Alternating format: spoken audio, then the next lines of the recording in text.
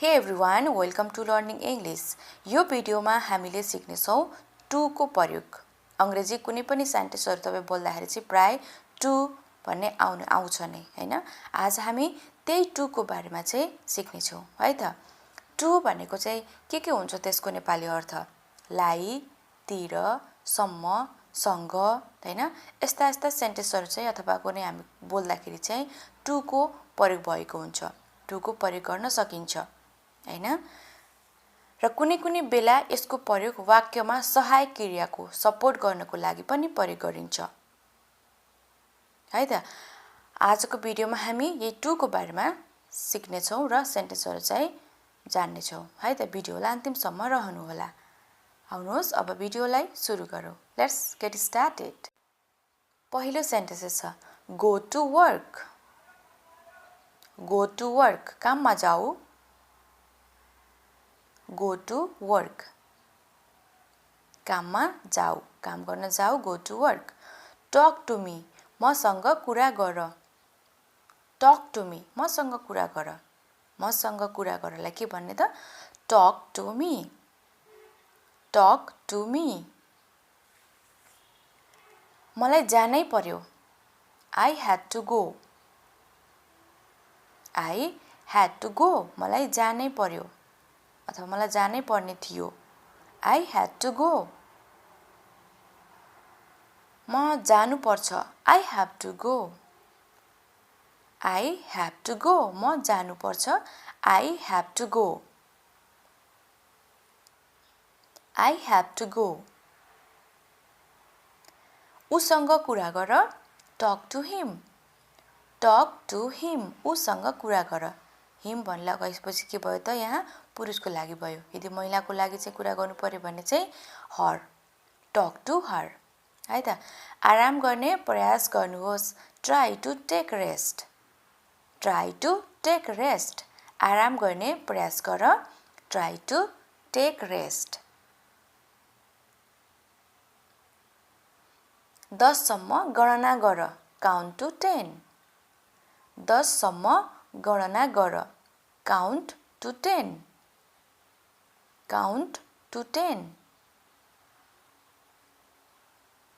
म जानु पर्ने छ I will have to go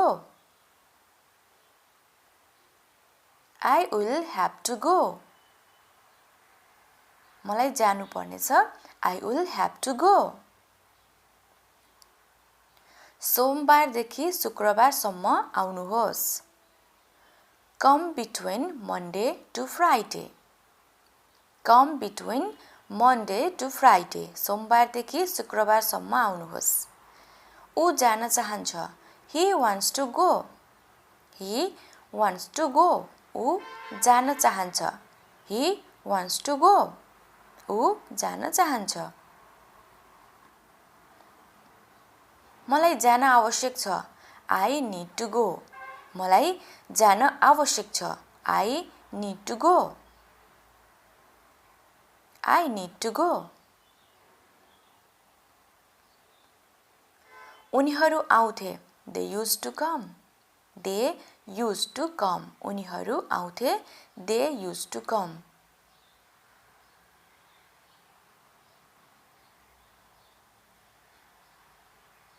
म आउनु पर्ने थियो I was supposed to come.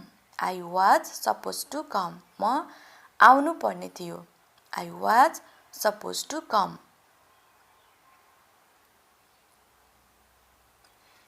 उहाँ आउनै पर्छ. He has to come. उहाँ आउनै पर्छ. He has to come. उहाँ आउनै पर्छ. मेरो कुरा सुन. Listen to me. मेरो कुरा सुन. Listen to me.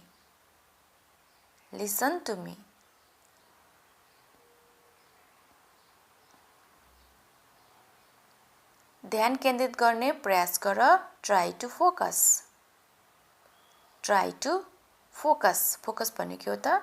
ध्यान केन्द्रित गर्ने, हैन? फोकस गर्ने. Try to focus. यो मलाई देऊ. Give it to me. यो मलाई देऊ. Give it to me.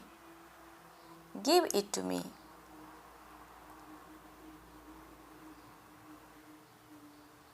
उसले पढ्नु पर्नेछ.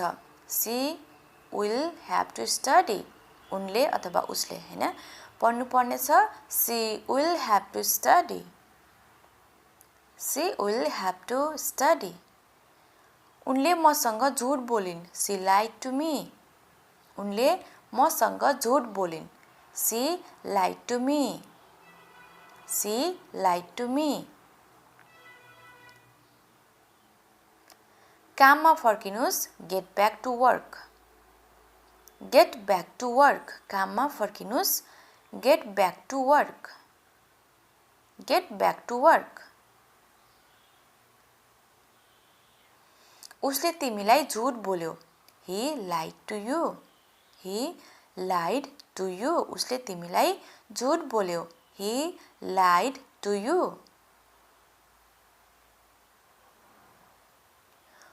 हामी पार्कतिर जाँदैछौँ.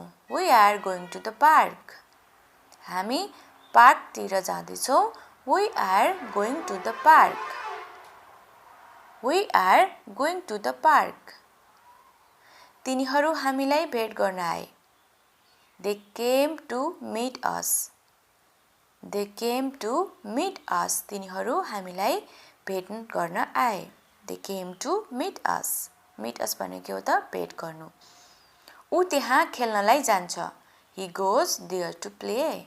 ऊ त्यहाँ खेल्नलाई जान्छ. He goes there to play.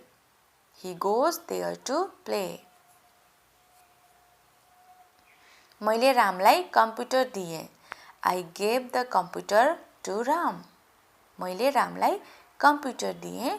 I gave the computer to Ram. I gave the computer to Ram. मैले उसलाई बिहानको खाजामा बोलाएँ अथवा नास्ता गर्न बोलाएँ. I invited him to breakfast. I invited him to breakfast.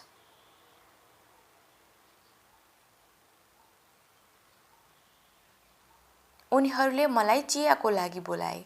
They invited me to tea. They invited me to tea. उनीहरूले मलाई चियाको लागि बोलाए. They invited me to tea. उसले मलाई दिउँसोको खानामा बोलाइन्. उनले मलाई दिउँसोको खानामा बोलाइन्. She invited me to lunch. She invited me to lunch. Lunch भनेको के त? दिउँसोको खाना. She invited me to lunch. Alright guys, आजको लागि यति नै. भिडियो कस्तो लाग्यो? मन पर्यो भने चाहिँ लाइक गर्न पनि नभुल्नु होला है त. Thanks for watching.